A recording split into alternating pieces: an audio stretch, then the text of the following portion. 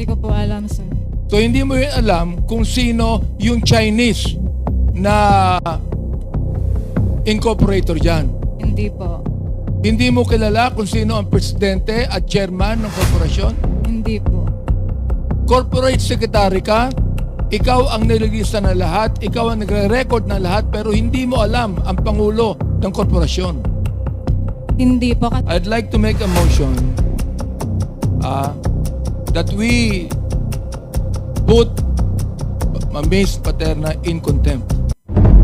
Ito ang Istorya Pinas. Miss Paterna, ang di umano ang corporate secretary ng Lucky South 99 at pilit itong tinatanggi ang akusasyon ng mga kongresista na dumalo sa hearing ng illegal na operasyon ng mga pugo sa Pilipinas. Ngunit hindi tumugma sa mga dokumento na hawak ng mga membro ng komite ng hearing sa illegal na pugo. Sa tensyon ng illegal na operasyon ng pugo, parami ng parami ang mga pangalan na nasasangkot sa illegal na pugo. Totoo ba na mayroong pinakamalaking tao na nasa likod ng illegal na pugo? Sino ba talaga ang dapat na managot sa mga biktima ng krimen na ginawa sa mga illegal na pugo? Namataan pa sa isang video na si Miss Paterna ay nagdadrive ng pulang Ferrari na sa salaysay nito ay isa lang siya simpleng mamayan, di umano at walang alam sa illegal na pugo. Sa patuloy na hearing sa House of Representatives ay tuluyan na nakontempt si Miss Paterna sa pagsisinungaling. Kaya dahil sa kontrobersyang ito ang mga naging komento ng ating mga madlang netizen. Kawawa naman yung mga katulad nila na nagamit lang at nagigisa sa komite nyo, at yung mga totoong tao na may gawa ay wala at hindi nagigisa o natatanong ng Kongreso. Sana bigyan pansin din na hanapin mismo ang mga totoong tao na dapat pananagutin, hindi ang mga katulad nating Pilipino. Kawawa ang mga nadadamay na walang kaalam-alam, nagagamit na sila. Mga congressman, sana naman maging patas kayo. Ang daming nadadamay na inosente sa mga kalukuhan ng mga pogo. Ang dali nila ipakontempt ang mga kaawa-awang Pilipino na mahihirap, pero ang mga tsekwa na mayayaman hindi nila napakontempt, katulad ni Alice Guo. Hindi ko po alam, sir. So hindi mo yun alam kung sino yung Chinese na incorporator dyan. Hindi po. Hindi mo kilala kung sino ang presidente at chairman ng korporasyon. Hindi po. So, corporate secretary ka, ikaw ang nililista ng lahat, ikaw ang nagre-record ng lahat, pero hindi mo alam ang pangulo ng korporasyon. Hindi po. Kasi hindi po ako yung nag-prepare ng Kaya mga lang, papel. ikaw ang corporate secretary, Mr. Chair. So ito establish natin, hindi mo kilala ang presidente ng korporasyon. Hindi po. Hindi mo rin kilala ang chairman ng korporasyon. Hindi po. Hindi mo rin kilala ang mga Filipino incorporators. Hindi rin po. Mr. Chair, sinasubmit ko sa committee ito ang testimony ni Ms. Paterna na siya po ay ginamit at na-pressure kahit hindi niya inaamin. Si Chair. Congressman Abante, I think this person is withholding her knowledge about a lot of things. I truly believe on that. Why? Because she's been there for 5 years. 5 taon na sila magkakasama. At kung titignan mo ang mga dokumento, mula nung una na ginawa pa lamang po yung Lucky South 99 Outsourcing Incorporated, isa na siya doon. Naging Lucky South 99 group pa yan. Tapos naging corporation. And now, you're denying na wala kang alam. And I believe dito medyo pinaiikot tayo nito. And I'll be holding back, ano? Yung ating nararamdaman sa ngayon because I believe medyo itong si Ronaldin Baterna being there for the longest time, no? We don't believe that you don't know the president. You don't know the members. You don't know the other incorporators. You don't know Cassandra Ong? Cassandra Ong, kilala ko po siya. Gaano mo na siya katagal kasama? Nakikita ko lang po siya, sir, kasi, di ba? Nakakita mo siya, nakakausap? Hindi po. Hindi mo siya nakakausap? For 5 years? Hindi po. Alam mo, nagsisinungaling talaga tong batang to eh. Mr. Chair, And I believe that may kalalagyan ka rito, Baterna. Maniwala ka sa akin because you've been there for so many years. Mr. Chair, Alam namin na meron kang alam. So be honest.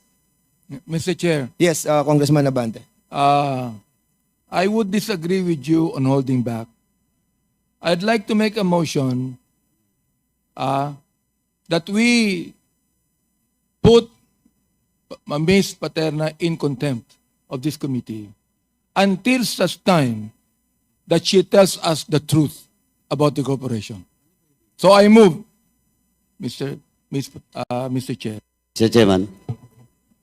Mr. Chairman. Mr. Chairman. Congressman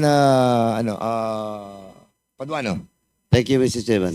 Anyway, Ms. Paterna, may motion na po. Naintindihan mo ba yung contempt motion ni Chairman Abante? Do you understand? Alam mo po ba yon? Hindi po. Ito, kasi Ms. Paterna, as far as I understand, pag sinight ka ng contempt dito sa House, you will be detained. No? Ngayon, yung contempt is part of our internal rules, Section 11 of our internal rules. At alam mo ba yung violation mo? Hindi po. Your violation is paragraph C of our internal rules, Section 11, paragraph C, refusal to answer important questions from the members of this committee. In short, you are lying. Pasensya na po kayo. First time ko po kasi parang kinakabahan po ako. Hindi, Tsaka hindi kaya po nga, ako kaya nga sanay. in-explain ko sa iyo, so you now understand the consequences of your refusal to answer pertinent questions. Kasi, sandali po, Mr. Chairman, who's the lady? No. She's Beside- the lawyer. Attorney. Sandali po. Please don't whisper to the resource speaker. Sandali po. Let her Sandali- answer, okay? On her own, okay? Unless the members of this committee allow you, to say something to your Mr. Chair, I would withhold the motion if right now Ms. Paterna will tell the truth. siguro Dennis Cunanan, andyan si Dennis Cunanan eh. Dennis Cunanan, you've been in the Lucky South 99 Outsourcing Incorporated. Sandali po, also. Mr. Chairman, di pa ako tapos eh. The chairman can interject. No, Okay. I am just... Yes, I recognize you. I do not want to Yes, hear... Congressman Paduano. Mr. With due respect, hindi pa po ako tapos because I have to ask first Miss Baterna if indeed she understands the Okay. contempt motion. Okay, because of you give And some... now you're- Wait, Congressman Paduano.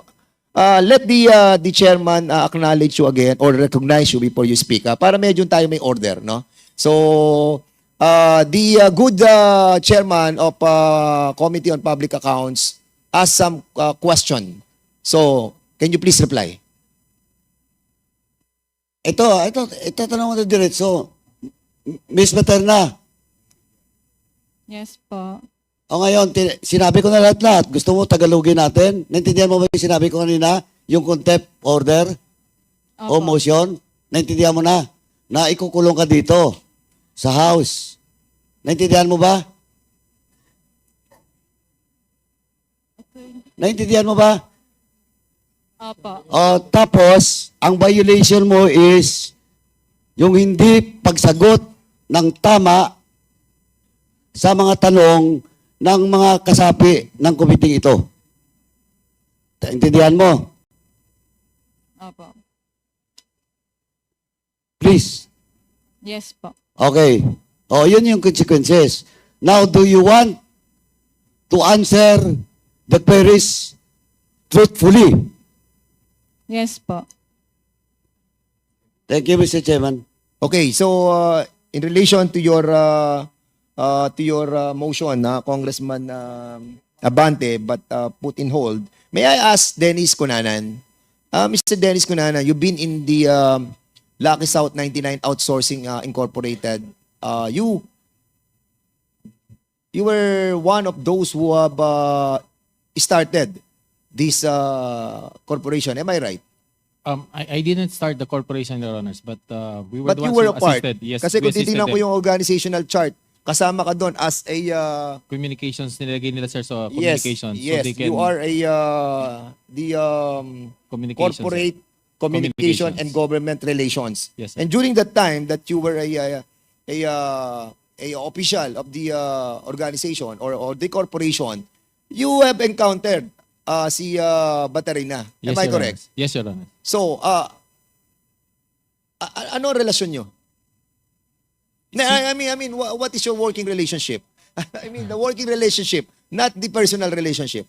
I don't relate with her, sir, but she's always there whenever we are there because she's in charge of there's a facility there where they meet all their guests and people dun sa May Thai Court.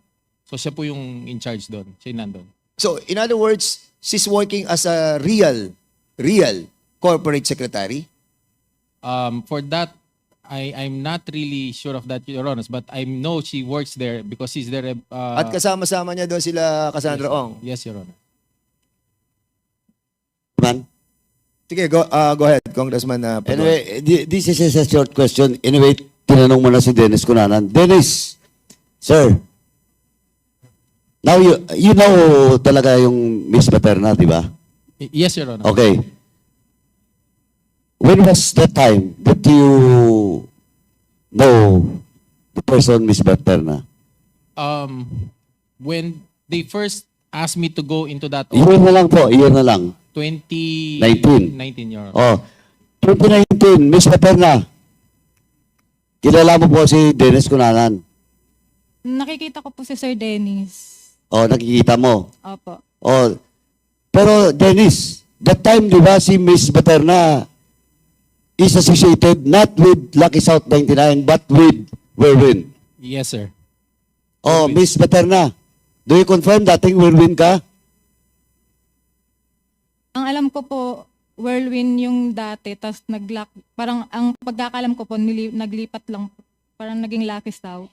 Hindi, Miss Paterna, you first sign a document doon sa lease agreement na pinakita kanina ni Congressman Adyong, representing Whirlwind.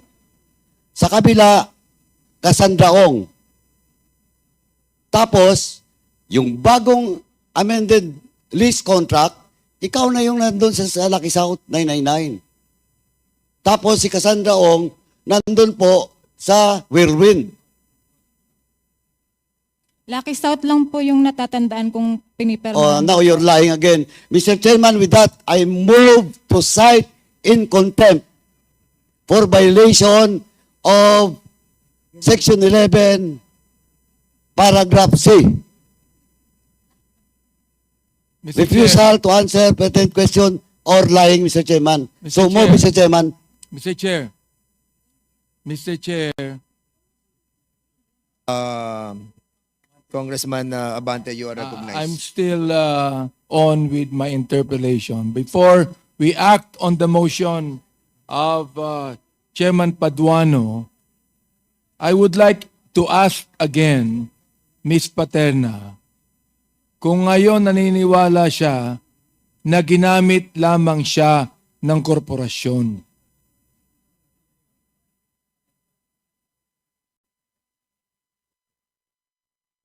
Will you answer, please? Siguro po. Hindi siguro. Kung ginamit ka ngayon, nakikita mo na di ba? Nakita mo na, no? Hindi ka naman bobo matalino ka So tinatanong kita, kung ngayon na-realize mo na ginamit ka ng korporasyon. Opo. Yan, okay. Mr. Chair, I'd like to manifest that Ms. Paterna has finally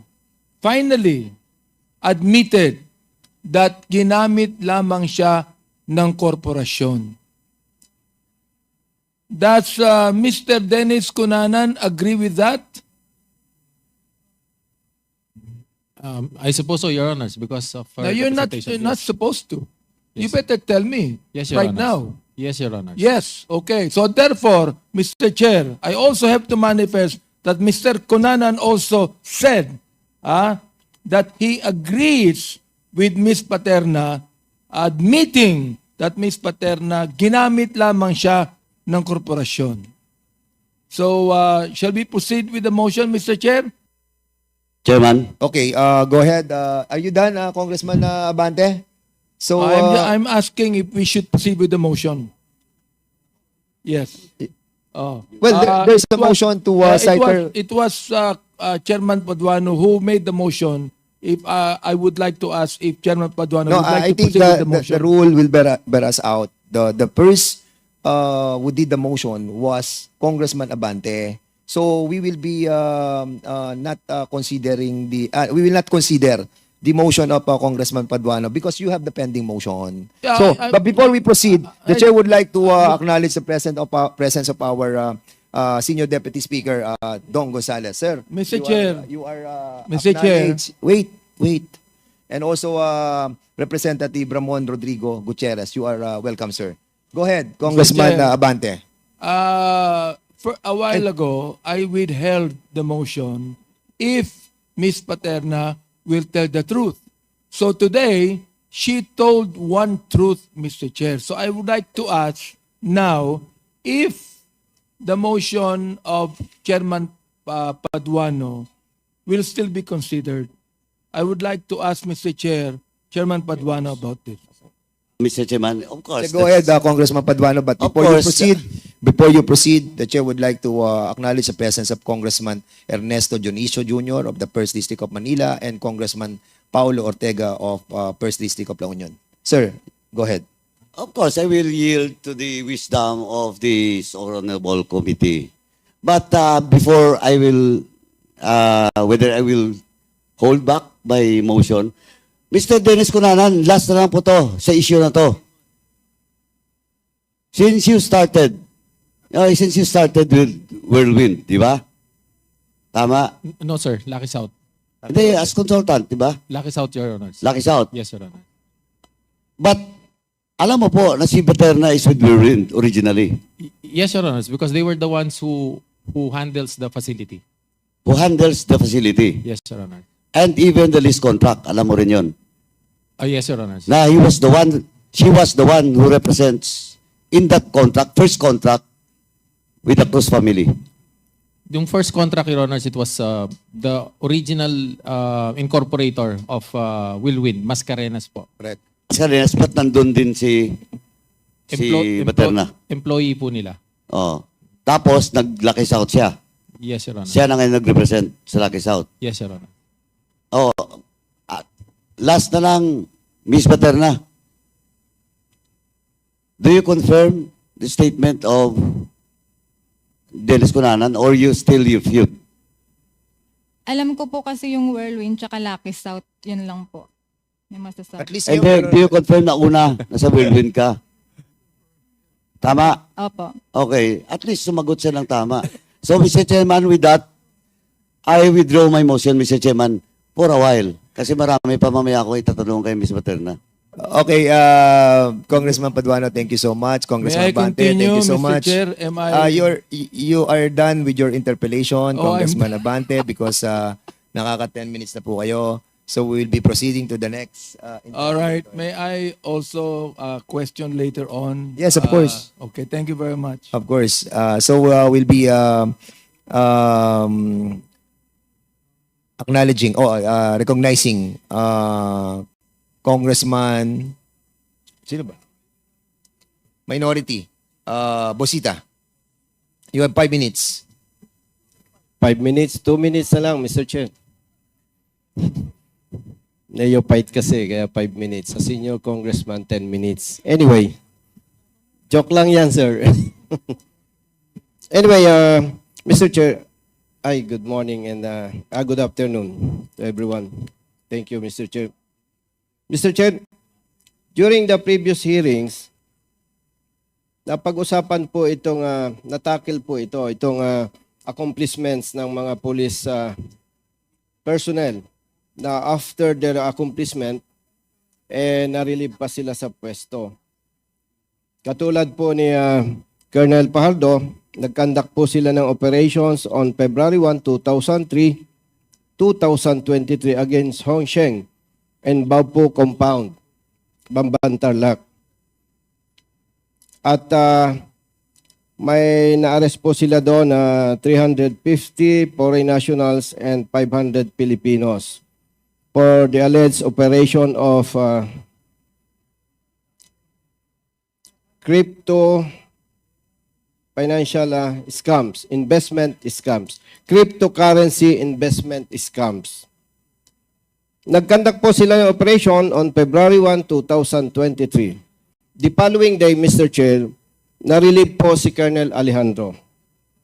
At during the previous hearing, nabanggit po na ang Chief PNP that time ay si General Acorda.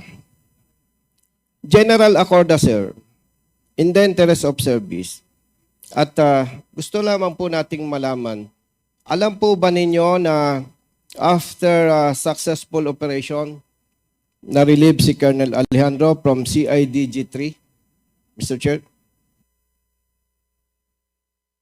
General Acorda, please answer. Yes, Your Honor. I would like to make a clarification for Your Honor that I assumed as Chief of the Philippine National Police on April 1, and that date of operation and relief of the said officer is before I assume as Chief PNP, Your Honor. So, ibig sabihin, Mr. Chair, si General Acorda, hindi pa po kayo ang Chief PNP noong February 2, 2023. Yes, Your Honor. I was the director for the Directorate of Intelligence, Your Honor, at that time. So, parang hindi tama po yung naging feedback during the last hearing na parang lumalabas po na ito ay utos ni General Acorda. Mr. Chair.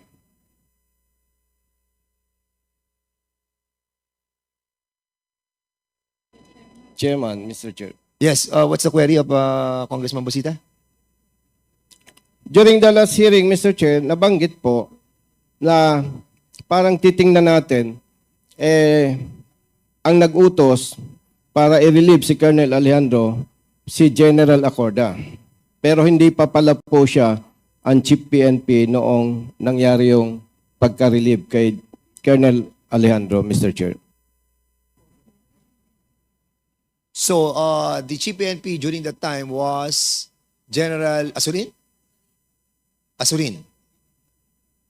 Okay. Yes, Mr. Chair. Yes. So I think, kaya po na-invite si General Acorda dahil sa issue na yan, unless yung pong ating mga honorable chairman, honorable congressman ay may itatanong pa sa kanya. Mr. Chair, nabanggit po ni Honorable Congressman Paduano during the last hearing yung sinasabi sa PNP na trust and confidence. At sa pagka-interpreta po niya, yung trust and confidence na abuso at sinasabing bata-bata system. Maaari po ba, Mr. Chair, malaman natin sa CIDG, meron po ba kayong naka-float na officers from CIDG?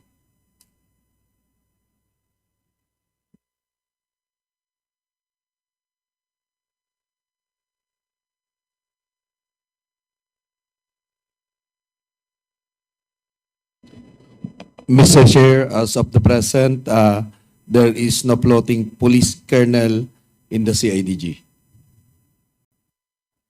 Maliban po sa police colonel, meron po ba tayong police commission officers na naka-floating? I am not sure with the police lieutenant colonel, but as of my talk with my chief ARMD, who is in charge of this of his division, we have excess police lieutenant colonel in the CIDG. So, Mr. Chair, kung sinasabing may excess, may floating. May naka-float na police commission officers. Tama po ba, CIDG, sir?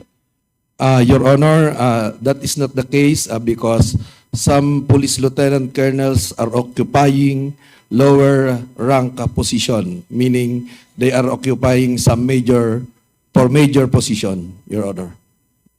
Ibig sabihin po, Mr. Chair, may problema doon. Parang kung titingnan natin, parang yung engineer, pinwesto mo, karpintero. Kasi hindi commensurate doon sa kanyang position eh. Tama po ba, CIDG, sir? Yes, Your Honor, and we are looking into that matter, and we are checking and correcting that posting of our police lieutenant colonel to major position. Mr. Chair, alam ko po si General Francisco newly assigned lang sa CIDG as director. Tama po ba? Yes, Mr. Chair. And Mr. Chair, bilang retired police commission officer, naniniwala po ako, yan yung sinasabi ni Honorable Congressman Paduano. Yang bakit maraming excess officers or bakit maraming floating na police commission officers, sinusweldo ng gobyerno, ng taong bayan, pero yung trabaho nila hindi tugma do sa kanilang posisyon. So Mr. Chair, pwede po bang mag-submit ang CIDG doon sa mga officers na naka-floating and malaman din po natin kung ilan para hindi po masayang ang pera ng taong bayan para dito, Mr. Chair. Yes, Mr. Chair, we will submit to this honorable committee. Thank you, Mr. Chair. If I may be allowed, Mr. Chair, proceed lang po ako sa PSA. Tapos ka na sa PNP? Yes, Mr. Chair. Can I interject? Yes, Mr. Chair, of course. Kasi we have invited the Chief PNP, Acorda. And because dito ko rin lang nalaman that was na na-relieve po yung una, sila Colonel Joshua Alejandro, during the time of Pasurin. During time nila Asurin, ano? Yes, Your Honor. So, pumasok ka, General Acorda, April 1, Your Honor. April 1. At nag-operate sila Colonel George Buyakaw, April din. Correct? March 13, Your Honor, 2024. Okay.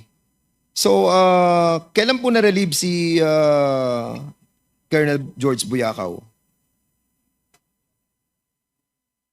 April 17, Your Honor, 2024. April 17. So, this is during the time of General Marbil. Yes, Your Honor. Okay, and during the time that we have an operation in I think this is Porac, ano? Porac na to, no? Or ay hindi, ano na to? Saan ba to? Sa Banban ba to? Sa Banban yung kay Colonel Buyakaw.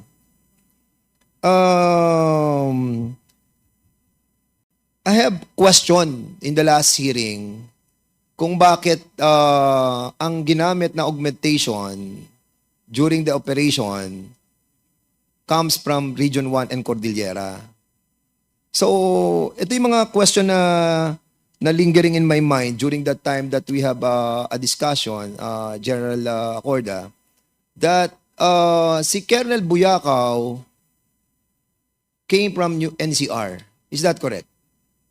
Yes, Your Honor. So, ang operation natin is Bamban.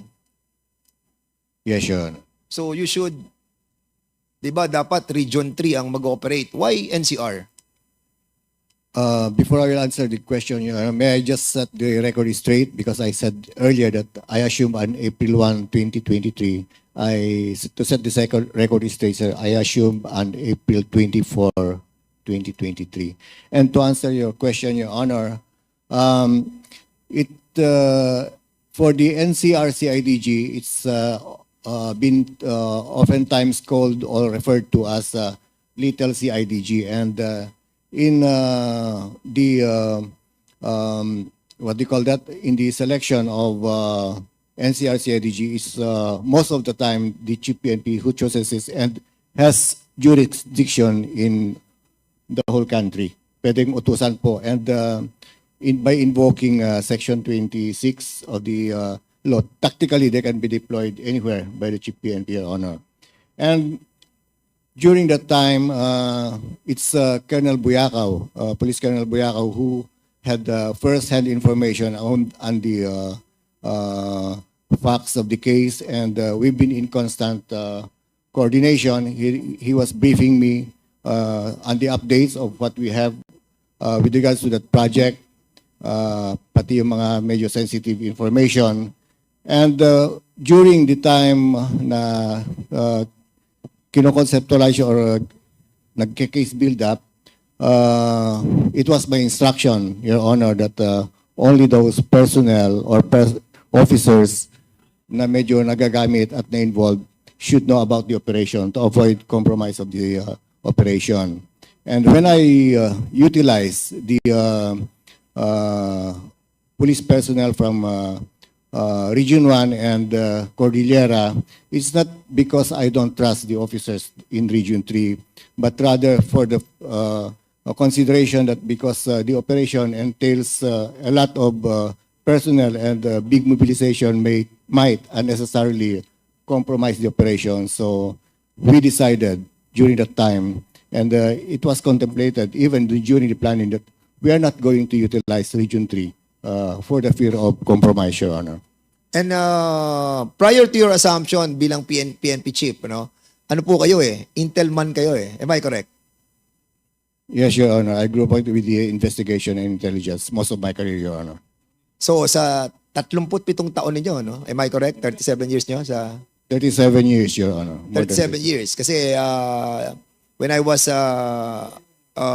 when I invited you in my committee hearing before, nasabi mo na 37 years ka, most of your years in your career ay sa Intel ka. So basically alam mo yung nangyayari sa sa Region 3 about sa Pogo. Sort of, Your Honor. Nauna pumutok na po to, Chief PNP, no?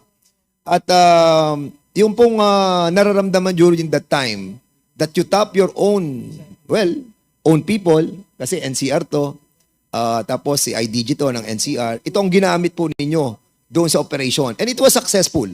As a matter of fact, naging successful po yun. Now, it can be told that yung nasa intelligence ninyo po, gathering nyo, napatunayan nyo na napakalaki nitong problema. Di po ba? Yes, Your Honor. And in fact, I was touched by your opening statement, and I'm happy to hear with that opening statement, sir, because I think it's high time for the Filipino people to know what is happening in our country, Your Honor. And indeed, meron kang mga nalalaman na hindi namin nalalaman na maaari mong i-share sa amin. Because this entails national security. And maybe a lot of our PNP officials and members, mga commission, non-commission, yung ating pong mga maliliit na mga opisyales ng ating pong mga kapulisan, maybe hindi pa po nila alam kung gaano kagrabe itong kinalalagyan natin ngayon. Katulad ng opening statement po ng chairman na to at ng mga other members, other chairman ng iba-ibang committee, nakita po natin yung problema na kinakaharap. Can you kindly share to us now that it is being exposed to a lot of our countrymen, yung nangyayari